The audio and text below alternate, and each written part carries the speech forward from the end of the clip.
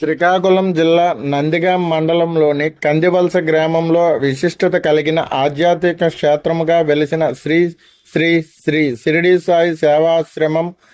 ఈ ఆశ్రమం విశేషంగా ప్రాచుర్యం పొందిన కారణంగా ఇక్కడ నిర్మించబడిన షిరిడి సాయి కోటి మహాస్తూపం ఆనంద సాయి స్తూపం అని పేరు పెట్టడం జరిగింది. ఇది సుమారుగా 141 అడుగుల ఎత్తులో చూపలను అలరిస్తుంది. ఇటువంటి సాయి కోటి స్తూపం గురించి ఈ వీడియో ద్వారా తెలుసుకుందాం. ఈ స్తూపం నిర్మాణాన్ని శ్రీ శ్రీ షిరిడి సాయి సేవాశ్రమ వ్యవస్థాపకులు పూజ్యులు శ్రీ శ్రీ అమ్ముల సాంబశివరావు సేవా ట్రస్ట్ ఆధ్వర్యంలో చేపట్టారు.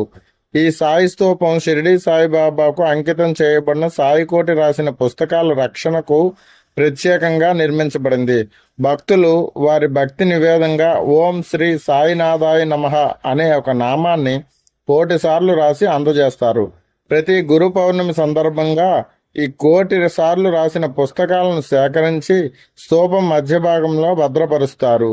ఈ లోకలైటింగ్ ప్రేక్షకులకు ఈరోజు మనం శ్రీకాకుళం జిల్లా నుంచి 40 కిలోమీటర్ల దూరంలో కందివలస అనే గ్రామంలో 141 అడుగుల ఎత్తైన ఆనందమయి సాయి స్తూపం దగ్గర ఉన్నాం. ఈ 140 అడుగుల ఎత్తైన సాయి స్తూపం అనేది సాయి సేవా ఆశ్రమం ట్రస్ట్ ఆధ్వర్యంలో నిర్మించడం జరిగింది. ఈ నిర్మించిన ఈ సాయి స్తూపంలో సాయి కోటి ఎవరైతే రాస్తారో ఆ రాసిన సాయి కోటిని ప్రతి సంవత్సరం గురు పౌర్ణమి రోజు ఈ సాయి స్తూపం యొక్క తలుపులను ఓపెన్ చేసి ఈ సాయి కోటి యొక్క పుస్తకాలను ఇందులో భద్రపరుస్తూ ఉంటారు. సాయి కోటి నామాలు ప్రస్తుతం 4 కోట్ల పైగా సాయి కోటి నామ పుస్తకాలను ఇందులో భద్రపరిచేందుకు అనువైన స్థలాన్ని 141 అడుగుల ఎత్తైన సాయి స్తూపాన్ని ఇక్కడ ఏర్పాటు చేయడం జరిగింది.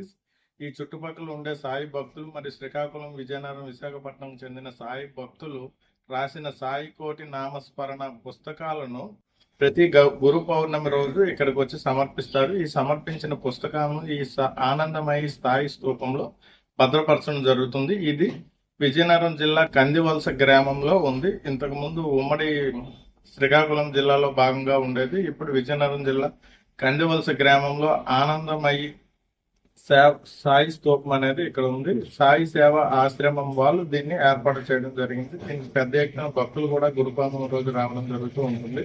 వారందరితో ఇక్కడ చాలా కోలాహలంగా పూజలు మొదలైన సాయినామ భజన కార్యక్రమాలు అనేవి జరుగుతూ ఉంటాయి.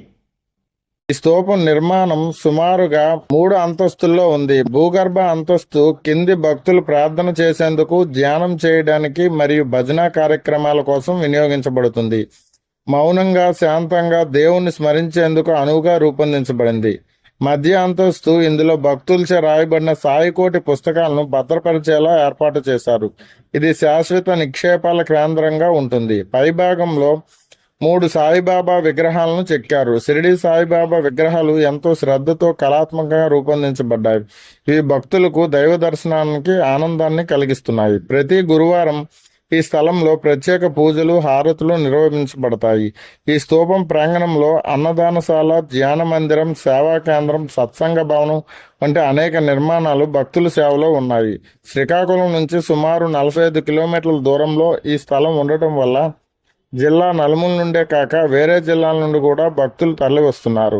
ఈ సాయి స్తూపం ఒక ఆధ్యాత్మిక కేంద్రమే కాదు, భక్తుల భక్తిని, శ్రద్ధను నిలుపుకునే పవిత్ర ప్రదేశం. ఇక్కడికి వచ్చిన ప్రతి ఒక్కరి మనశ్శాంతి, భగవత్ అనుగ్రహం కలుగుతుందన్న నమ్మకం ఉంది.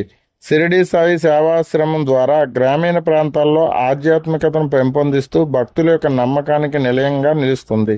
ఈ స్తూపాన్ని సందర్శించడం ద్వారా భక్తుల హృదయాల్లో సాయి మహిమపై మరింత నమ్మకం, శ్రద్ధ పెరుగుతుందని, ఇది కేవలం శిలా నిర్మాణమే కాదు, అనేక లక్షల మంది భక్తుల ఆధ్యాత్మిక నిబద్ధతకు గుర్తుగా నిలుస్తోంది.